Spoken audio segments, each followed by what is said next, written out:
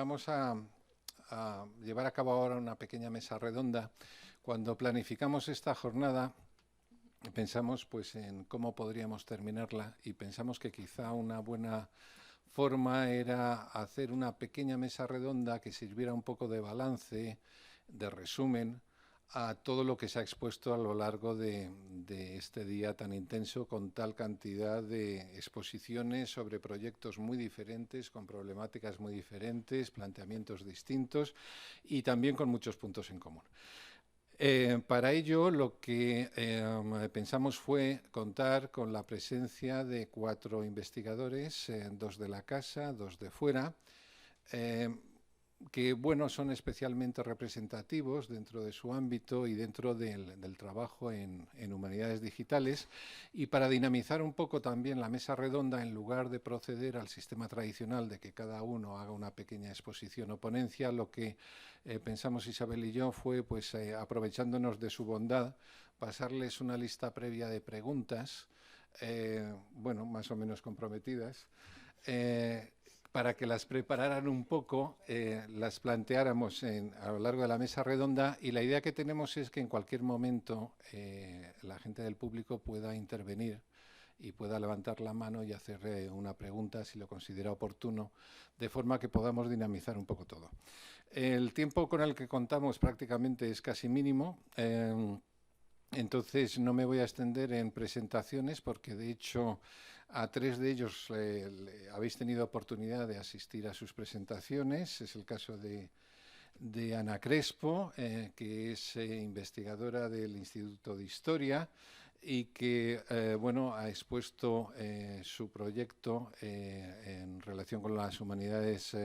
digitales, un proyecto muy interesante con financiación europea y que además destaca por el planteamiento de interdisciplinariedad y de transversalidad.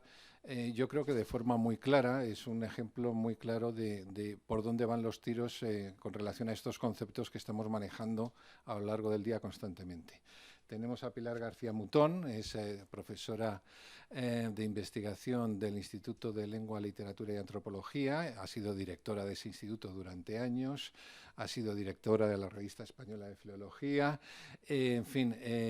y ha dedicado en buena medida una gran parte de su labor investigadora al trabajo en atlas lingüísticos, y yo creo que de ahí le viene precisamente la relación, el abordaje en el tema de las humanidades digitales, y creo que es una de las primeras personas que empezó a plantear toda esta problemática y a trabajar a fondo con ello. A mi izquierda tenemos a Eugenio Luján, que acaba de hacer una exposición estupenda sobre su banco de datos Hesperia, especialista en filología griega y lingüística indoeuropea, decano de la Facultad de Filología, condición que también yo creo que nos puede resultar interesante para ver un poco el planteamiento desde las instituciones con relación a este fenómeno de las humanidades digitales. Y last but not least, tenemos aquí a Elena González Blanco, que es investigadora de la UNED, especialista en lengua y literatura española, aunque ella realmente es licenciada tanto en filología hispánica como en clásica, ¿no? Y que, bueno, teníamos muchísimo interés en que asistiera a esta mesa redonda porque Elena ha obtenido, es la IP de una Starting Grant en humanidades digitales con más de 1 millón de euros de financiación, ha puesto en marcha un laboratorio específico sobre humanidades digitales, es presidenta de la Sociedad Española de Humanidades Digitales, tiene una enorme interacción con todo el mundo, digamos, de las humanidades digitales, y además es persona designada por el Ministerio como persona de contacto de cara a la puesta en marcha de un consorcio nacional cuyo objetivo sería entrar en el Consorcio Europeo de Humanidades Digitales de Daria. Por todo ello, pues nos resulta importantísimo poder contar hoy aquí con su presencia. No me extiendo más y entonces lo que pongo ya encima de la mesa es la primera pregunta. Quizás algunas de estas preguntas ya hayan recibido respuesta y comentario a lo largo del día, pero bueno, a modo de balance no está mal retomarlo y que ellos mismos planteen su visión al respecto. La primera pregunta que les hacíamos era por qué la etiqueta de digital con respecto a las humanidades, cuando en otras disciplinas científicas la aplicación de la técnica o la tecnología se entiende como un proceso natural en la praxis de la investigación científica. Es decir, porque hay humanidades científicas y no se habla de pues, biomedicina digital y cosas por el estilo. ¿Podemos empezar, Ana? Bueno, pues muchas gracias por darme la palabra a mí primera, bueno, aunque soy de la casa, ¿no? Y bueno, sobre la etiqueta y el concepto, ¿no?, de humanidades digitales. Yo tengo que reconocer, bueno, esta pregunta, es verdad que aparte de sí de comprometida, ¿no?, como decía el señor coordinador, de forma así jocosa, pero sí, es comprometida positivamente, pero también es oportuna, ¿no?, porque también me sirve a mí un poco, ¿no?, para actualizar la información que tengo sobre este concepto. Yo confieso que yo me sentí muy influida en el inicio de mi, digamos, vinculación con las humanidades digitales con el debate que sobre ello se tenía sobre todo en el mundo anglohablante, en el mundo anglosajón de Digital Humanities, ¿no?, que como saben, sobre todo en Reino Unido y también en Estados Unidos, que han sido pioneros incluso en crear a nivel universitario másters y departamentos especializados en humanidades digitales, ellos prácticamente han institucionalizado esto, ¿no? Entonces ya al comienzo algunos, antes incluso de tener los dos proyectos europeos que he tenido financiado, como el de la European Science Foundation que tuve, DINCOFNE, ¿no?, que acabó en el año 2011, y por el programa Marie Curie, que los dos tienen un componente de humanidades digitales muy grande, ya antes de eso empecé a tener contacto con colegas tanto en Estados Unidos como en Reino Unido que me han influido mucho para digamos, aceptar ese concepto, ¿no? Yo creo que sobre todo en el mundo anglohablante se ha publicado una ingente cantidad de debates sobre el mismo, aunque es verdad que no dan una definición definitiva, ¿no? Precisamente había uno de estos especialistas que era medio ingeniero, medio filósofo, ¿no?, como sobre estos grandes, digamos, especialistas relacionados un poco con el MIT, ¿no?, en Harvard y con algunas otras escuelas, William McCarthy, que se decía él mismo que no existe unas humanidades digitales como tal, sino que las humanidades digitales era, yo creo, esa definición yo la apropio para mí, un conjunto coherente de consideraciones teóricas y métodos de investigación, ¿no? Entonces, claro, es un poco amplio, muy quizás a lo mejor ambiguo. Sin embargo, esta idea ha sido recogida sobre todo en el mundo en América Latina, ¿no?, que últimamente además se han hecho muchas publicaciones al respecto y digamos que se han hecho un poco eco, ¿no?, de esta idea tan general sobre humanidades digitales. ¿Por qué esta generalización? Pues vuelvo un poco al principio, quizás es la relación tan importante que tiene esto con una especie de revolución también epistemológica, que luego también puedo hablar un poco de eso, lo que significa para mí en otras preguntas, con lo que es un cambio en lo que es el paradigma de la aplicación de las humanidades y las ciencias sociales como ciencias aplicadas, pero también ciencias sobre las que se pueden aplicar otras metodologías, ¿no? Yo tengo mi caso, ¿no?, de la dendrocronología, ¿no?, pero puede ser también, por ejemplo, relacionado con el mundo de las matemáticas, de la ingeniería, de la sociología, sobre sociología pura desde el punto de vista de los modelos, como los modelos de cooperación que ya usamos en el anterior proyecto que dirigí, y que está también muy relacionada con esta revolución, pero también con esta revolución también universitaria, ¿no?, que cambia también la universidad, ¿no? Precisamente la mayor parte de los trabajos donde se ha hablado de este debate, de este concepto, como este conjunto coherente de información teórica y metodológica, precisamente son en los manuales sobre humanidades digitales, de la que hay una larga lista disponible en internet y que yo tengo, por ejemplo, yo he recopilado cientos, ¿no? Precisamente esta idea así se radica en la capacidad que tiene esta aplicación en poder crear nuevos marcos de análisis interdisciplinares, ¿no?, como decía antes José Antonio, ¿no?, y en eso no se puede hacer de otra manera, yo lo sé por experiencia, sino es en el campo de estas humanidades digitales. No sé hasta qué punto el concepto es el adecuado, pero tampoco tenemos otro mejor por el momento, ¿no? Bueno, yo coincido con lo que nos acaba de decir Ana en muchos sentidos. Quizá la denominación nos viene impuesta, nos viene de fuera, ¿no? Pero en todo caso es como si en el concepto humanidades digitales se estuvieran uniendo, se estuviera destacando hasta cierto punto que unas disciplinas que se consideran muy clásicas, muy tradicionales, también pueden de alguna manera ayornarse gracias a la conjunción con las nuevas tecnologías. Nosotros en mi ámbito de trabajo lo hemos experimentado muchísimo. Hemos pasado, digamos que no ha habido grandes cambios en los contenidos, pero ha habido enormes cambios en la presentación, en la divulgación, en el almacenamiento de datos, efectivamente. Hemos dejado de preocuparnos del espacio, que para nosotros era realmente una preocupación grande, porque ahora podemos publicar y podemos divulgar lo que queramos y lo podemos conjugar y lo podemos entremezclar con otros conocimientos que son complementarios. Y en ese sentido creo que aunque se haya pensado que humanidades y digitales juntas podrían ser ideas contrapuestas, a lo largo del día de hoy, de la jornada de hoy, hemos visto que eso no es así, sino todo lo contrario, que las humanidades pueden aprovechar la vertiente digital y pueden enriquecerse, y pueden enriquecer también lo digital enormemente. Muchas gracias. Bueno,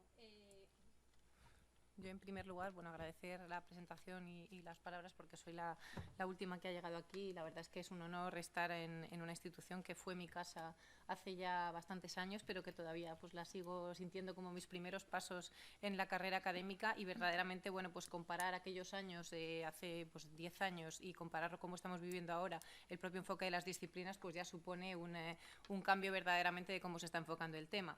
Y mirando un poco a la pregunta que hacía sobre si esta transformación digital es específica de humanidades o por qué las humanidades digitales sí y otras disciplinas no, yo creo que esto no es una cosa que afecte solamente a las humanidades. Es decir, estamos viviendo ahora mismo un proceso de transformación digital que afecta a todas las disciplinas, y se ha hablado de digital business, de fintech para los bancos y de biotecnología también. Lo que pasa es que la situación ahora mismo es que quizás en otros campos, por motivos de financiación, de necesidades de estandarización o por la propia investigación en distintas disciplinas que naturalmente han vivido más estandarizadas o más homogéneas en una línea o en otra, pues las humanidades han llegado más tarde. Entonces quizás esta burbuja de las humanidades digitales que estamos viviendo ahora, la estamos viviendo como la disciplina que queda coleando ahí y sigue utilizando métodos tradicionales de investigación antes de dar ese gran paso hacia la digitalización.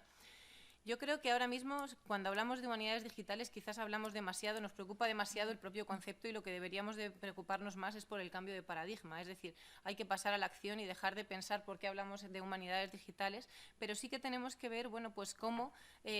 transformamos esta investigación de corte individual, que ha seguido unas tradiciones idiosincráticas en cada una de las disciplinas, cómo tiende a estandarizarse, a homogeneizarse, a compartirse y pasar de un estatus individual a un estatus colectivo en el que el conocimiento se tiene que transformar en datos abiertos. Y quizás, bueno, pues pasar a entender esta transformación digital en el campo de las humanidades de esta forma, sin considerar lo especial de nuestro campo, quizás sea el salto de madurez que necesitamos para dejar de considerar que estamos haciendo algo novedoso cuando quizás hemos sido la disciplina que ha llegado la última a todo este paradigma. Muchas gracias. A mí me gustaría plantearme quizá la pregunta de una manera crítica y pensar si puede haber hoy en día humanidades no digitales, porque realmente el adjetivo digitales que acompaña humanidades tiene sentido seguir utilizándolo si podemos hablar de humanidades no digitales, porque si no, pues simplemente tendríamos que hablar de humanidades, tal y como planteabas en la pregunta, y el adjetivo pues poco a poco irá cayendo en desuso en la medida, pues no sé,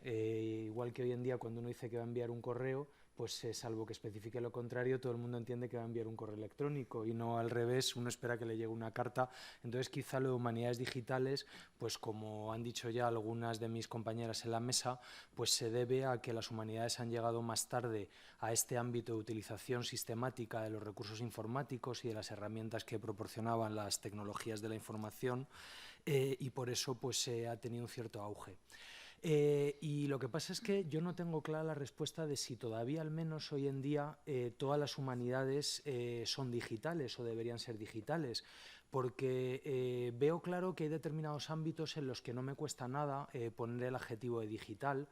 Pues, por ejemplo, cuando antes habla de epigrafías digitales, pues ya decía que hoy no concibo ningún proyecto de creación de un corpus epigráfico que no se haga pues, con herramientas informáticas, que no se presente pues, con estos instrumentos de búsqueda, etcétera. Lo mismo es si pensamos pues, en todos los proyectos de ediciones críticas. O sea, hoy en día pues, poner a disposición de una edición crítica pues, las diferentes variantes, y no solo las variantes, sino el acceso a las fuentes directas, o sea, el acceso directo a las fuentes, a los manuscritos cuando están digitalizados. Es decir, hoy en día una edición crítica resulta difícilmente concebible si no es de esta manera. Hemos visto montones de proyectos de documentación a lo largo de esta tarde, pero sí que me ha llamado la atención, y siento que no he estado esta mañana, pero viendo los títulos pues me parece que un poco la situación era la misma, pero en todas las presentaciones que ha habido esta tarde hemos estado hablando de documentación, de creación de bases de datos, etcétera, que es una parte muy importante de las humanidades, pero no es toda. Entonces, por ejemplo, yo me planteaba, y a lo mejor aquí hay expertos en filosofía que sí que pueden contestarme a la pregunta, ¿resulta natural hablar de filosofía digital? ¿Resulta natural o tiene algún sentido, por ejemplo, hablar de historia de la literatura griega digital? ¿O simplemente lo que estamos presentando como humanidades digitales son todo un conjunto de herramientas que sirven para hacer un trabajo mejor, con mayores elementos? Pero me ha gustado lo que decía Pilar antes, me ha parecido que iba en una dirección muy interesante cuando hablaba de que en realidad no ha habido grandes cambios en el contenido. Entonces, bueno, pues estamos utilizando herramientas más potentes, pues por ejemplo ahora no tiene sentido, si uno está trabajando en lexicografía, pues decir, creo que el primer testimonio es tal autor o en tal época. Ahora necesitamos certezas porque tenemos a nuestra disposición en muchos casos la documentación completa, pero no sé si todavía, vamos, en algunos casos sí es así, ya digo, he puesto algunos ejemplos, pero no sé si en todos los casos pues ha habido ese cambio, no de el modo en cómo trabajamos al aplicar estas tecnologías, sino realmente de un cambio de los objetos de estudio, que a lo mejor sería deseable, pero quizá todavía estamos en esa transición. Y bueno, lo dejo aquí y seguimos luego en lo que pueda ser interesante. Precisamente esa es una de las preguntas que habíamos preparado también, porque claro, una cuestión que se plantea es en qué medida hay un cambio o puede haber un cambio en la esencia de las humanidades y las ciencias sociales por la aplicación de lo que llamamos humanidades digitales. Y aquí quizás cabe plantearse varias preguntas. Una pregunta es si hay un cambio del objeto teórico de estudio, y otra pregunta es si realmente el cambio se limita a la metodología aplicada, los procesos metodológicos, pero no influye, digamos, en el objetivo final que se busca. ¿Qué pensáis con respecto a eso? Pues mira, yo creo que puedo seguir un poco en la tónica de lo que estamos hablando aquí en la mesa y lo que decían los colegas, porque para mí sí existe, claro, humanidades digitales es como un paraguas donde ahí metemos la filosofía digital, la historia digital, la lingüística digital, todo, ¿no? ¿Por qué? No es un cambio tanto del objetivo teórico, para mí, como yo lo veo, sino lo que nos da las humanidades digitales, la capacidad para sistematizar, ¿no?, la información que tenemos ya en metodologías tradicionales, que eso lo vamos a mantener, no lo vamos a destruir, porque gracias a eso sabemos ahora lo que sabemos, pero las humanidades digitales nos va a dar la capacidad de sistematizar esa información de tal manera para integrar con otras, primero con otros materiales, con otras capas de información, ¿no?, como por ejemplo cuando utilizamos los sistemas de información geográfica o la cartografía, ¿no?, para poder tener varias capas de información relacionadas con un tema, ¿no? Y luego, una vez tenemos eso, ahí es donde viene el reto epistemológico, que es lo que nos da la capacidad para plantear nuevas preguntas sobre lo que ya sabemos y lo que ya tenemos hecho. Yo creo que eso ya está dentro del marco de lo que cada uno tiene con su propia investigación, ¿no? Pero, por ejemplo, en mi caso yo puedo deciros que hace como 25 años que trabajo sobre barcos y mercaderes, y lo que yo estoy viendo ahora con mi cartografía, con mi SIG y con mis bases de datos de ello, no es lo mismo que vi cuando defendí mi tesis doctoral en el año 98, sin ello. Casi estoy a punto de quitar la tesis, ¿no? Porque ahora veo otras cosas. ¿Por qué? Porque he metido más capas de información con distintas disciplinas que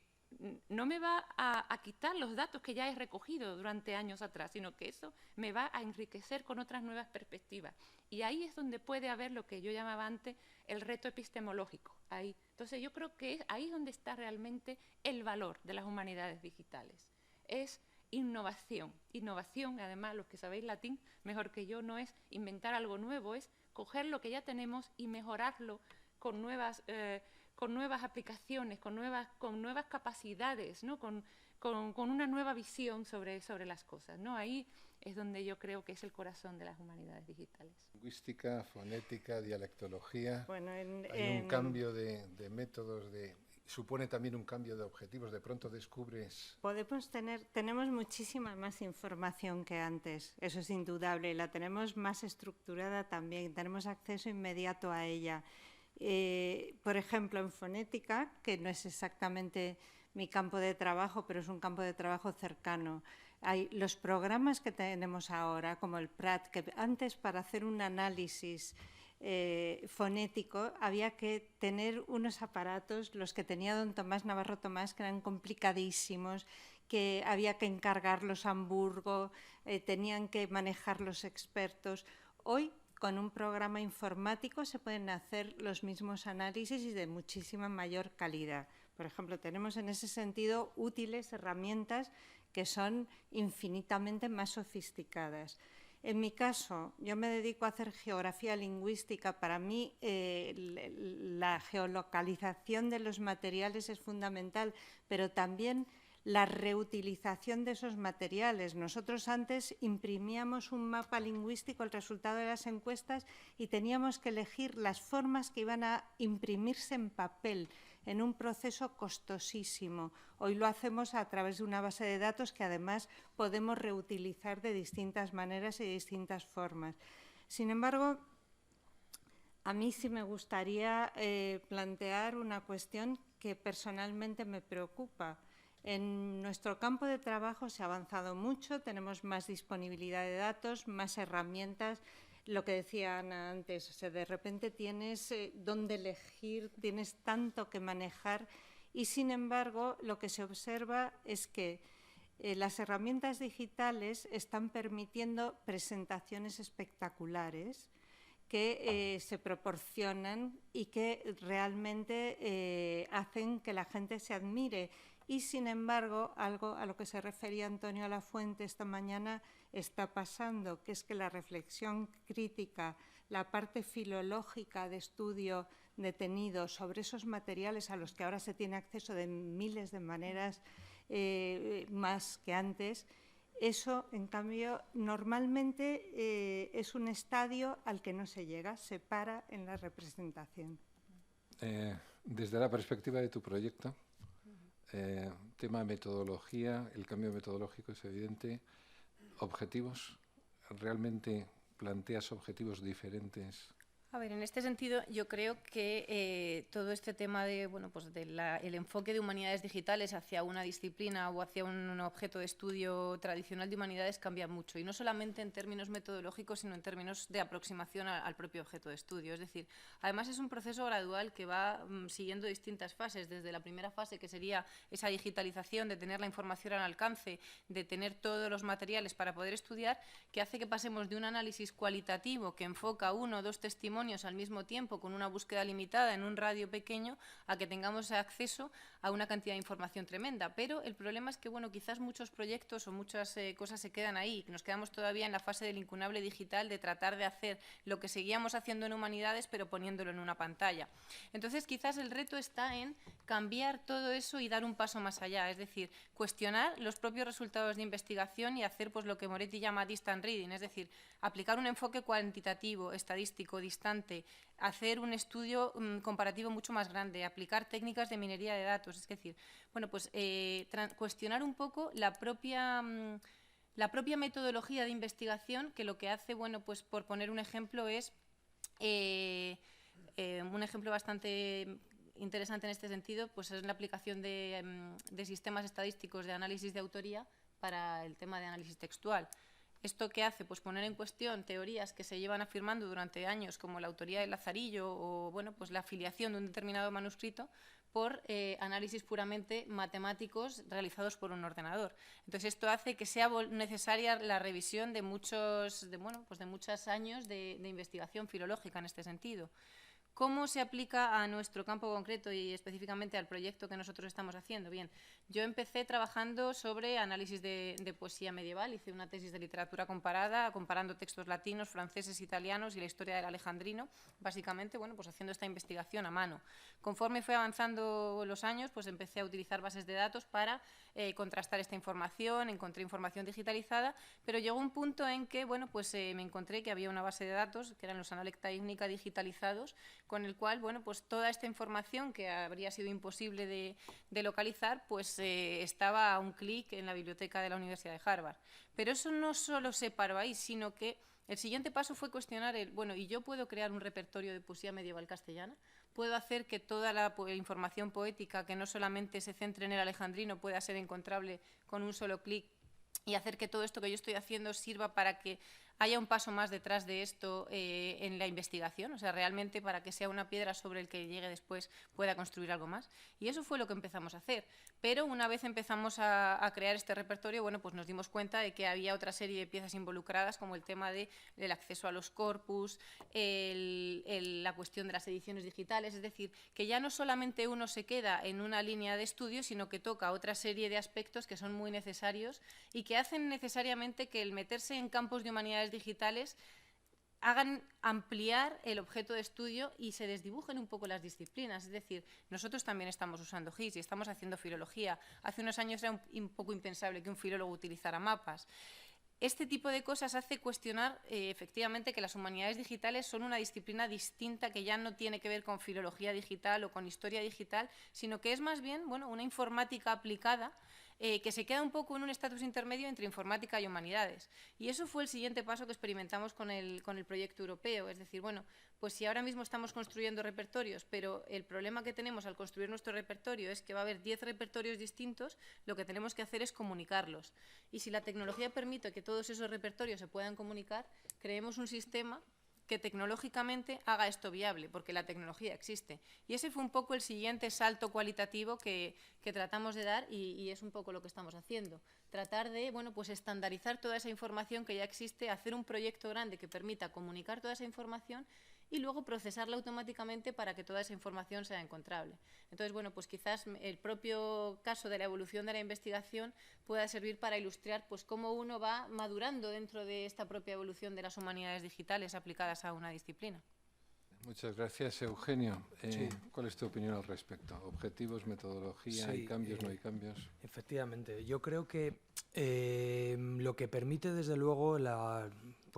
aplicación de todas estas herramientas es plantearse sin duda objetivos más ambiciosos y algunas nuevas preguntas que antes eran inimaginables, pero no inimaginables en sentido abstracto, sino simplemente eran irrealizables. Y a medida que estábamos hablando, pues me iba acordando, por ejemplo, de algunos trabajos notables en sociolingüística histórica, donde, pues como ya se ha señalado, antes se trabajaba de una manera pues muy cualitativa, porque había que seleccionar unos cuantos ejemplos y no se tenía toda la documentación, y de hecho ahora pues al trazar la historia de las lenguas, y ya digo, fundamentalmente desde una perspectiva sociolingüística, pues resulta posible precisar mucho más cómo se han ido difundiendo determinadas construcciones, cómo se ha ido difundiendo determinado uso dentro de una lengua, porque claro, tenemos a nuestra disposición unas bases de datos y unas posibilidades de contrastar esos datos que hace tiempo no teníamos, de tal manera que efectivamente en función de, como ha señalado Elena, pues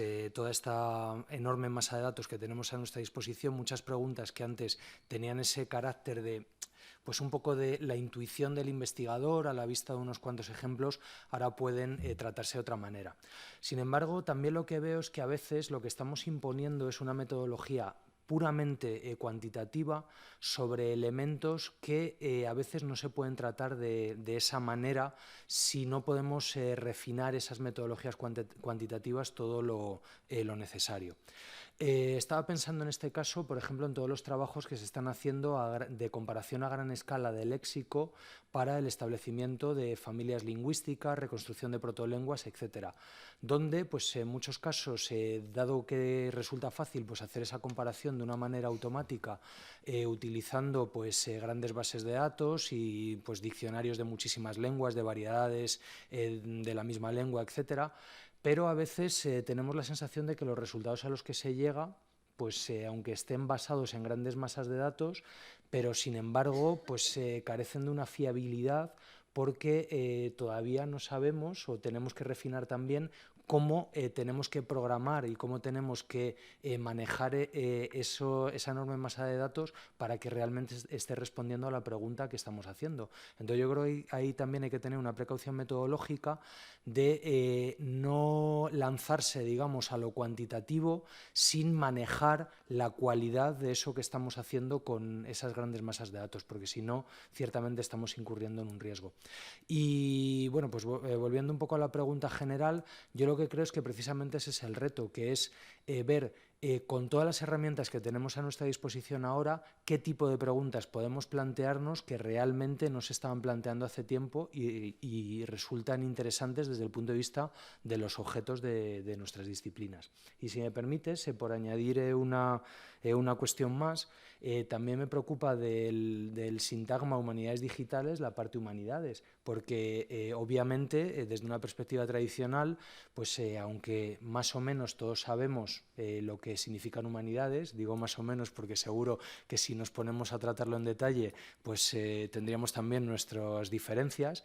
pero nunca hemos asumido que los métodos en historia son los mismos que en filosofía o que los métodos en filosofía son los mismos que en lingüística. Entonces, aunque es verdad que ahora esa apertura hacia la interdisciplinariedad es muy importante y viene siendo así desde hace mucho tiempo y ahora lo debe ser aún más porque efectivamente pues podemos aunar múltiples perspectivas, pero quizá también lo que tenemos que ser conscientes es de que cuando estamos hablando de humanidades digitales estamos hablando de disciplinas de humanidades que en muchos casos van a seguir teniendo metodologías al menos parcialmente diferentes en función de los objetos de estudio. Pues un poco en relación con lo que estabais comentando y retomando algo que había comentado Elena, hago la siguiente pregunta. De todas formas, vuelvo a mencionar que si alguien quiere intervenir, hacer alguna pregunta, que por favor levante la mano e inmediatamente paramos. Pero vamos, Manolo, estupendo. Sobre el hecho de que denominemos a las humanidades digitales significa que hay unas humanidades no digitales. Querría recordar que esas humanidades no digitales no solamente existen, sino que son tan competitivas o más que las humanidades digitales y lo van a seguir siendo, presumo, durante mucho tiempo. Por tanto, las humanidades digitales parece que no son imprescindibles, parece que comparten metodologías con las humanidades tradicionales, aunque con otros instrumentos, y parece que comparten también objetivos, por lo menos por ahora. Por lo tanto, hay que partir de una coexistencia pacífica entre humanidades digitales y no digitales. Entiendo. Y también es verdad que cuando hablamos de humanidades estamos constantemente hablando de humanidades digitales porque es el término que hemos recibido, pero se trata de humanidades y ciencias sociales. En nuestro área es fundamental tener en cuenta eso, porque además hay que incluirlo. Desgraciadamente, el término parece que es un término, pero hay que tenerlo en cuenta. Buena parte de los comentarios que estáis haciendo tienen que ver con la metodología, digamos, más hacia adentro, hacia los investigadores como un colectivo que trata de reflexionar con nuevas herramientas. Traslademos un poco la cuestión hacia afuera. ¿Hasta qué punto las humanidades digitales nos permiten establecer una vinculación con la sociedad mucho más plural que la colectividad de investigadores que trasciende un poco las fronteras limitadas que teníamos hasta ahora? Porque yo creo que eso es uno de los retos que más allá de la propia aportación metodológica que tienen las humanidades digitales, habría que plantearse afrontar más temprano que tarde. Fundamental y me parece muy importante. ¿Quién quiere contestar?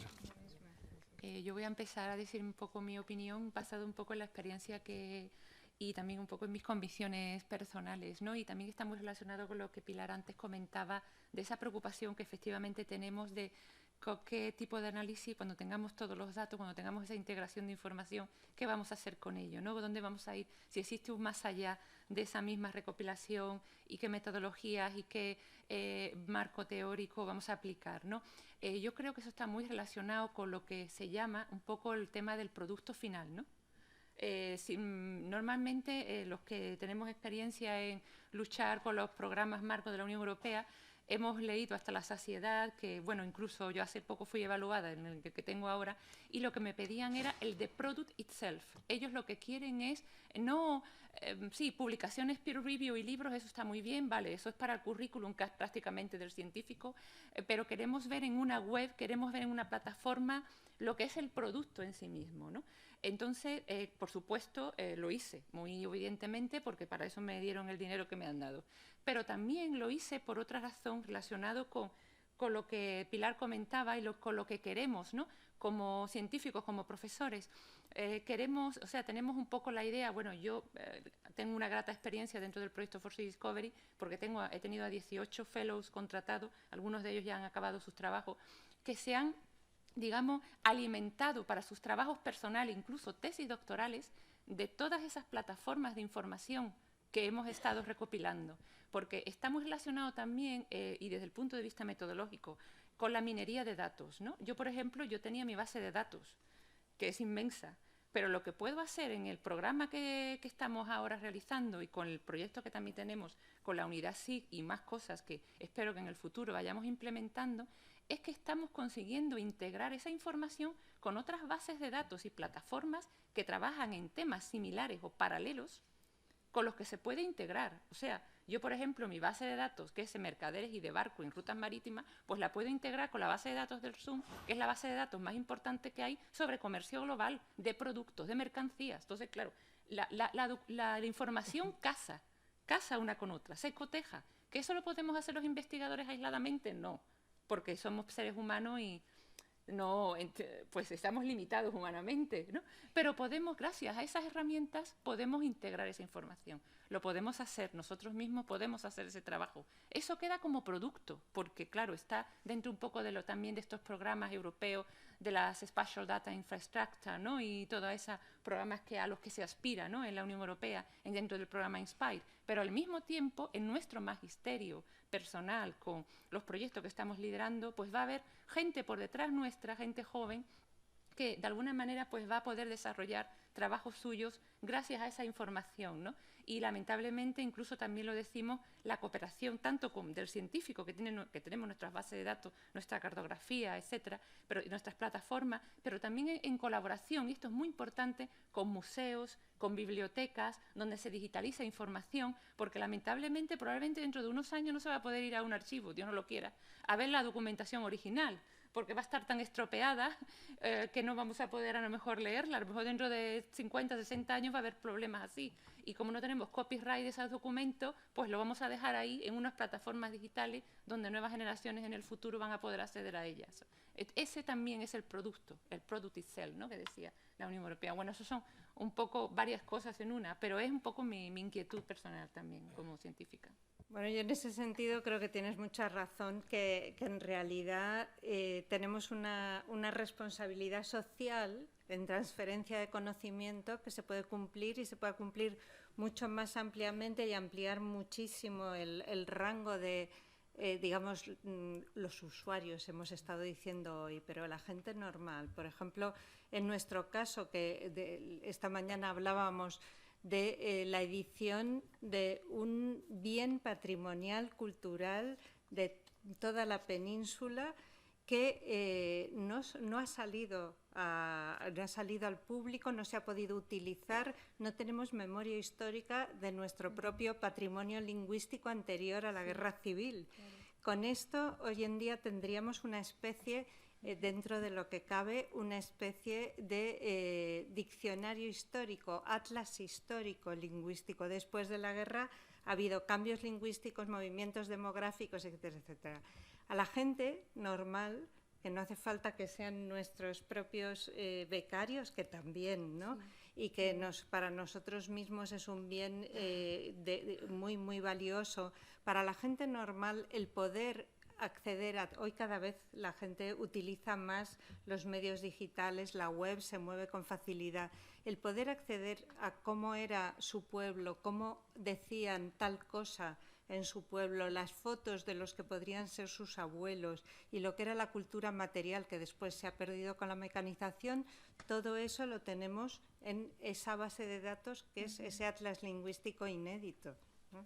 Es que a propósito de lo que decía Pilar, me parece que un ejemplo muy claro es el trabajo de Emilio Ros con relación a ese tema. La forma, estaba pensando ahora mismo en todo lo que has conservado,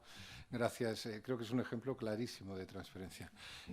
Elena. Bien, sí, yo en respuesta a las cuestiones que habéis planteado, que me parecen muy pertinentes y además, bueno, pues es estupendo que salgan porque además en algún momento tenían que salir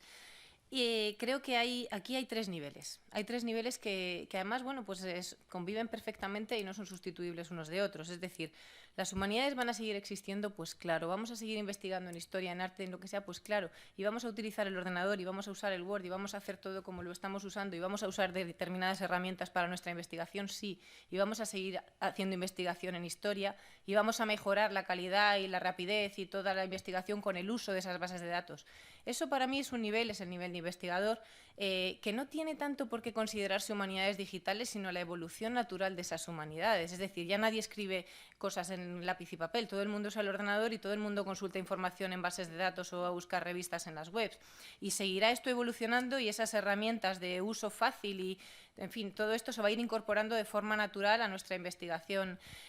normal. Pero luego hay otra parte, o sea, que es lo que realmente, bueno, pues quizás en toda esta teoría angloparlante se viene considerando investigación en humanidades digitales, y si uno mira un poco los abstracts de los congresos de humanidades digitales, es la propia parte de investigación en humanidades digitales, es decir, la investigación más puramente informática que lo que está haciendo es trabajar para el desarrollo de esas herramientas, esos estándares, que al final es un campo que desde mi punto de vista está casi más en el área de informática que en el área de humanidades, porque lo que se requiere son conocimientos tecnológicos muy fuertes, pero además no solamente conocimientos tecnológicos y lenguajes de programación, sino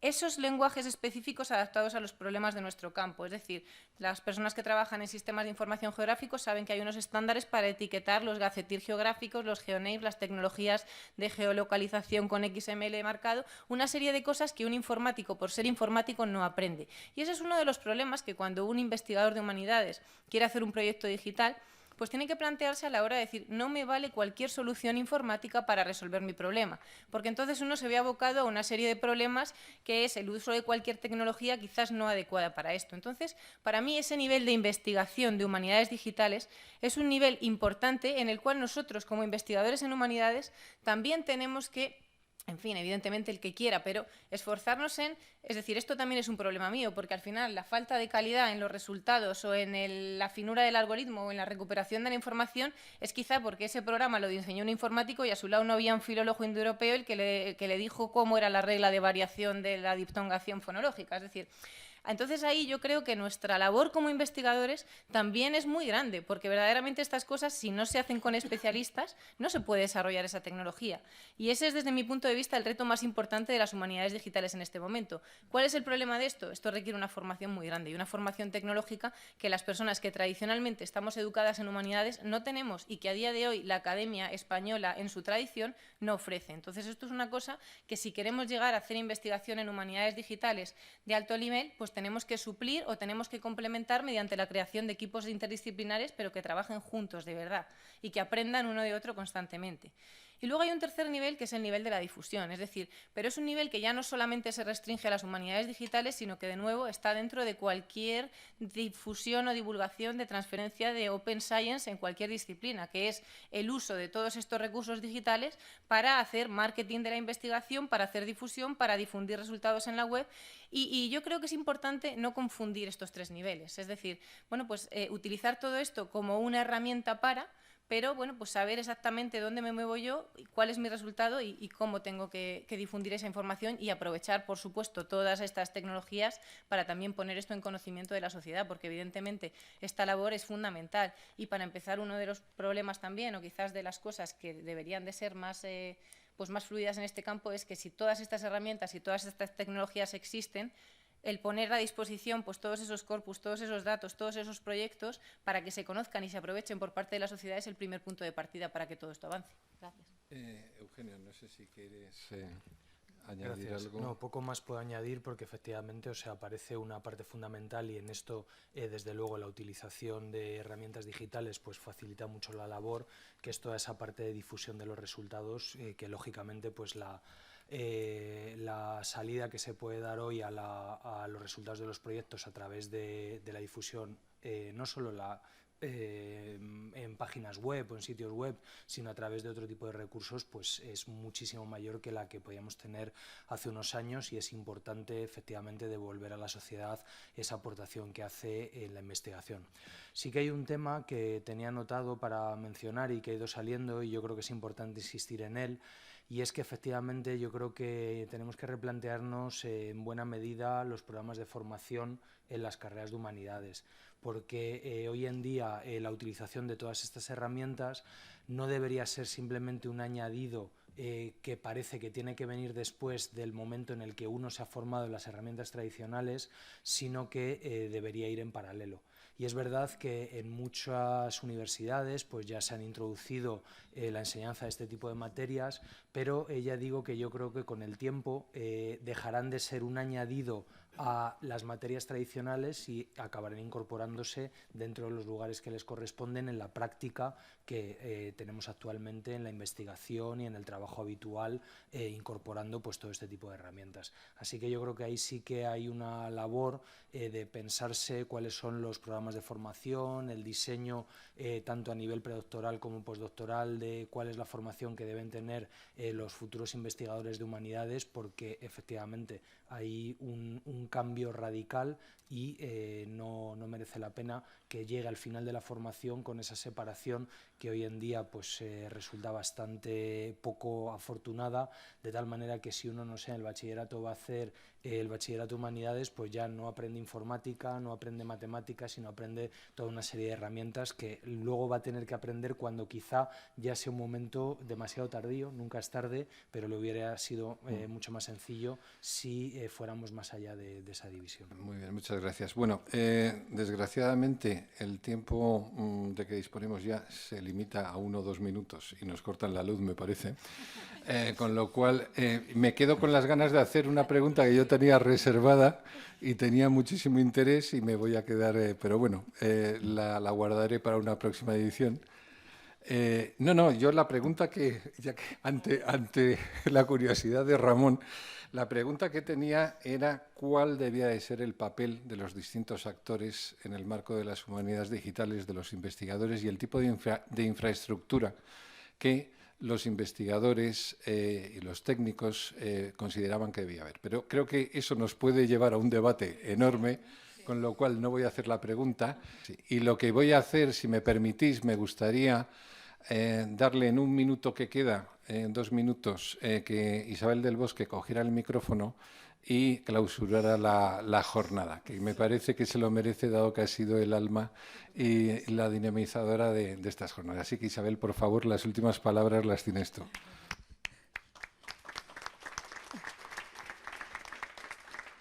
Bueno, esto no estaba previsto porque la clausura de la jornada la ibas a hacer tú, te ibas a preparar un speech para clausurar la jornada,